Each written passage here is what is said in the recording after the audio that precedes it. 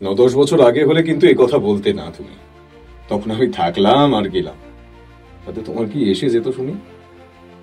মানে কেন মনে নেই? সেই যে তোমার বাবার বন্ধুর ছেলে, এই যে সেই যাকে ভালোবাসতে, তার কথা ভেবে ভেবে আমার মুখটাই তো ভুলে গিয়েছিলে গো।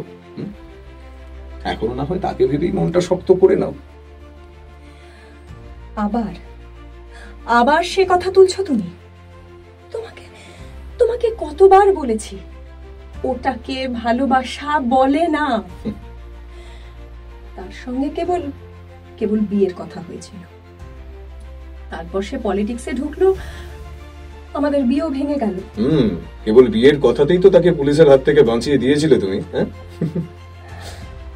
মোটেও না।